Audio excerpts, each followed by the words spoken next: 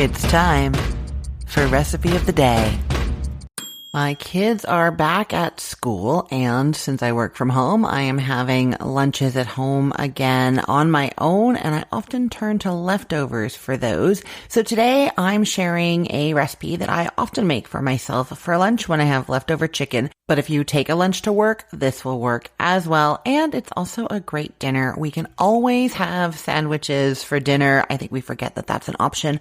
You know, my parents have been here. They're still here. And for New Year's Eve, my mom made a prime rib and we had leftovers. And the next day we did hot beef sandwiches, bread, sliced, warmed up prime rib, and then the gravy from that dinner mixed with some mushrooms and spooned over top. It was so good. I just forgot that I used to have that all the time with the leftovers. So that's a hot sandwich. But you know, any kind of sandwich is going to be good for dinner. Maybe you also warm up a can of tomato soup, or you just have the sandwich and some salad. Any of those things make for a really, really simple solution when you're having a busy day, right? So today's recipe, like I said, is one that I make for lunch for myself when I have leftover chicken. And this is cottage cheese chicken salad. So I do love chicken salad, but I try not to eat a ton of mayonnaise, and cottage cheese is instead my go-to when a recipe calls for mayonnaise and I don't want to use it.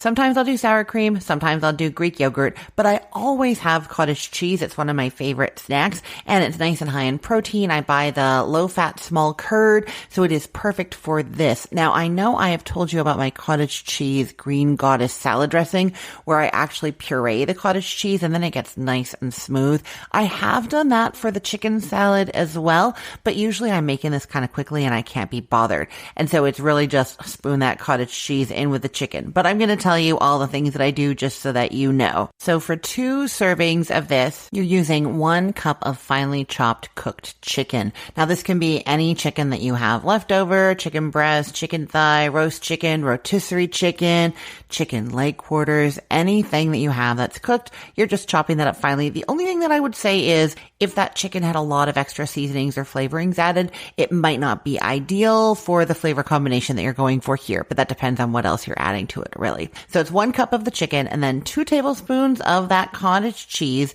And then my chicken salad always is pretty basic and I don't put any sweet things or nuts in there. So mine is a tablespoon of chopped up celery, finely chopped, a tablespoon of chopped green onion, and then a little bit of lemon juice, like literally an 1/8 of a teaspoon, like the tiniest little bit just for that little bit of tang, and then a little bit of salt and pepper. It's about an 1/8 of a teaspoon of each of those as well. Stir that up, give it a taste. Now, if you do like sweet things in your chicken salad, you absolutely can add some chopped up grapes, some dried cranberries. You know, a lot of people do eat cottage cheese with sweet fruit sorts of things, so it totally works. It's really, really a nice combination. It's just not how I like my chicken salad. I like mine with the crunchy celery and that little bite of hot green onion. Then, like I said, this makes 2 servings if you're making 2 closed sandwiches. You get 2 slices of bread, you put half of that chicken salad on each one, and then top it maybe with some lettuce, tomato, cucumber if you'd like, and then the other piece of bread.